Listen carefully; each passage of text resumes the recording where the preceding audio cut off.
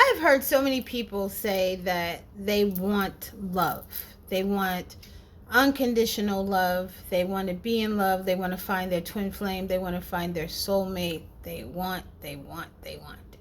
But no one really says what they're willing to give to obtain that. Real love is not easy to have. It's easy to obtain, but it's not easy to have. And I say that because many of us want what we're not willing to give. And I mean that in saying that we say that we want to be in a relationship and we want to be in love, but most, if not all, they want somebody to be in love with them while they keep their heart in a nice little protective box.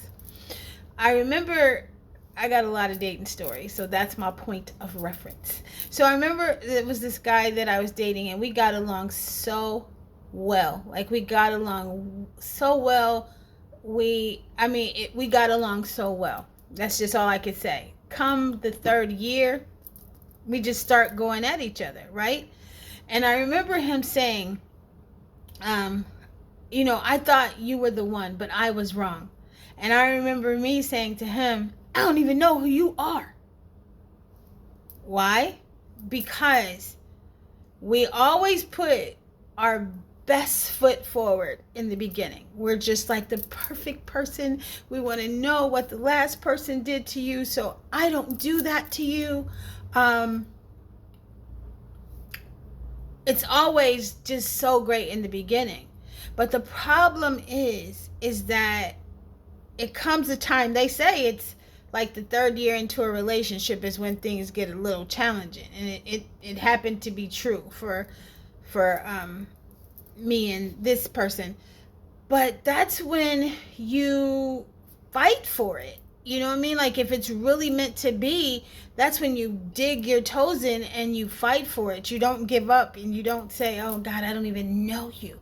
I don't even know who you are. You're not the one. Like, that's just this really messed up misconception that we have that, if I find my twin flame or if I find my soulmate, then I don't have to work it as hard. Love is just easy.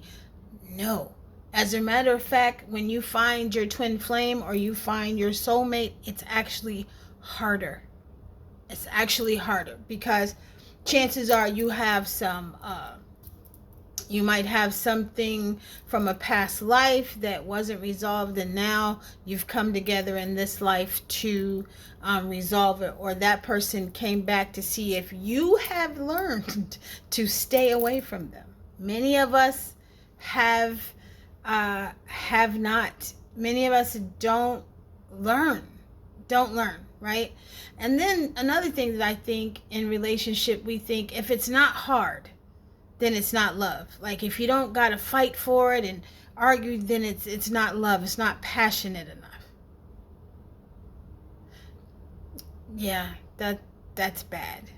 That is really bad. I think for me, like I said, when I said, love, you want love, but you want to take your heart. Yeah, give me your heart, but I'm going to take my wounded little heart and I'm going to sit it over. I'm going to sit it over here. Okay. So I'm not going to give you my heart, but please give me your heart. That's not fair. But one of the hardest things, I'll never understand this. I for the longest time, I didn't understand it, but I take that back. Now I'm getting an understanding. So how do you take your perfect heart? So this is going to be a representative of your heart. So how do you take your heart, right? And you willingly, here you go. You give it to somebody, right? They take your heart.